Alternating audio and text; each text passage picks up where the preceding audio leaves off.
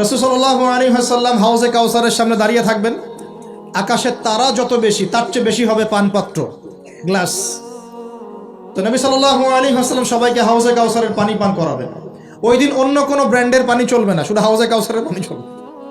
মাম পানি, প্রাণ পানি এসব পানি নাই, শুধু হাউজে কাউসারের পানি।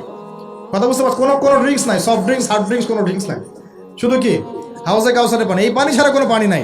এই পানি যে খাবে, এই যে 50,000 বছরের সমান দিন, কিয়ামতের দিন, এই দিনে সে ইনশাআল্লাহ পিপাসার্ত হবে না, সে আর কোনোদিনও পিপাসার্ত হবে না ইনশাআল্লাহ। আর যে ব্যক্তি পান করতে পারবে না তার কি অবস্থা সেটা বুঝতেই পারছেন। সবাইকে নবীজি পান করাতে থাকবেন। হঠাৎ পর্দা পড়ে যাবে, হঠাৎ একটা পর্দা পড়ে যাবে, অদৃশ্য পর্দা। নবীজি বলবেন, ইন্নাহু মিন্নি, এরা তো আমার উম্মত। কেন পর্দা পড়ে গেল?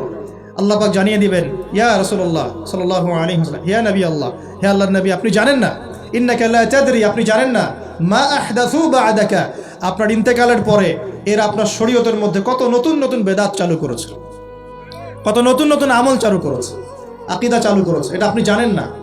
ইন্নাকা লা তাদরি মা আহদাসু বা'দাক, সহিহ বুখারীর মধ্যে হাদিসে আসছে। নবীজি তখন বলবেন, সুহকান সুহকান, দূর হও দূর হও, লিমান গায়্যারা বা'দি, যারা আমার পরে দিনকে পরিবর্তন করেছো তারা দূর হয়ে যাও। প্রিয় ভাইয়েরা, আমরা নিয়াত করতে পারি তো ইনশাআল্লাহ যে আমরা জীবনের প্রতিটা ক্ষেত্রে রাসূলের সুন্নাহ মেনে চলার চেষ্টা করবো ইনশাআল্লাহ। এবং ইসলাম মানে আত্মসমর্পণ, আল্লাহর সামনে নিজের ইচ্ছাকে সমর্পণ করে দিব ইনশাআল্লাহ। কতটুকু পারবো না পারবো সেটা পরে, আগে আত্মসমর্পণ করব, ইনশাআল্লাহ আল্লাহ পাক রাস্তা দেখাবেন ইনশাআল্লাহ। বিশ্বাস করেন, যে ব্যক্তি চাইবে আল্লাহর কাছে মন থেকে, আল্লাহ আমি নামাজ পড়ছি, মাশাআল্লাহ আমি পর্দা কায়েম করেছি, আমি কোরআন তেলাওয়াত শিখছি, দিনের ফিকির করছি, দিন প্রচারের চেষ্টা করছি, আল্লাহ আমাকে তুমি সুদও ছাড়ার তৌফিক দাও, আল্লাহ অবশ্যই তাকে তৌফিক দেবেন ইনশাআল্লাহ। যে আল্লাহর কাছে যা চাইবে আল্লাহ পাক তাকে সেটাই দিবেন ইনশাআল্লাহ। একটা প্রবাদ আছে যে মানুষকে সে কারণেই সৃষ্টি করা হয়েছে, যে উদ্দেশ্যে সে, মানে যে গন্তব্যে সে ধাবিত হবে, ওই কারণেই মানুষকে সৃষ্টি করা হয়েছে। যদি আমরা জান্নাতের দিকে ধাবিত হতে চাই, দেখবেন ওই কাজগুলোকে আল্লাহ আপনার জন্য সহজ করে দিয়েছে। এটা হবে ইনশাআল্লাহ। আপনি শুধু একবার মন থেকে আল্লাহর দিকে ফিরে আসেন, আল্লাহ আপনাকে সময় দিবে, আল্লাহ আপনাকে রিজিক দিবে, আল্লাহ আপনাকে ওস্তাদ দিবে, আল্লাহ আপনাকে বন্ধু দিবে, আল্লাহ আপনাকে পরিবেশ দিবে, আল্লাহ আপনাকে দিন শেখা সহজ করে দিবে, হালাল রিজিকের পথ করে দিবেন, নেককার স্ত্রী দিবেন, নেককার সন্তান দিবেন, আল্লাহর পথে কাজ করার ট্র্যাক দিবেন, সবই আল্লাহ ব্যবস্থা করে দিবেন ইনশাআল্লাহ। এইটা ডিপেন্ড করে কার চাওয়া কত প্রগাঢ়, এর উপর ডিপেন্ড করে। যে যত বেশি জোর খাটিয়ে আল্লাহর কাছে চাইতে পারবে, আল্লাহ পাক তাকে তত বেশি দিবে ইনশাআল্লাহ তাআলা। তবে দিবেন এটা 100% ফিক্স করে রাখেন ইনশাআল্লাহ তাআলা। আল্লাহ পাক আমাদের সবাইকে পরিপূর্ণ মুসলিম হওয়ার তৌফিক এনায়েত করুন। প্রিয় ভাইরা, যেখানে ছিলাম, আইয়ামে জাহিলিয়াতে এমন শিরক ছিল, 1 নাম্বার। 2, আইয়ামে জাহিলিয়াতে ঠিক এমনই সুদ ছিল। আমাদের সমাজে সুদ আছে না?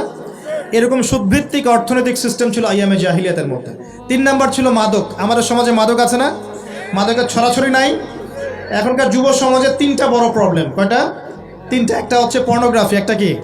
পর্নোগ্রাফি। অলমোস্ট এভরিবডি, সবাই পর্নোগ্রাফিতে আসক্ত, অলমোস্ট এভরিবডি।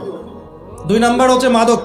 এই যে মাদকের সাথে সবাই না হলেও সমাজের একটা বড় অংশের যুব সমাজ কিন্তু আসক্ত হয়ে আছে।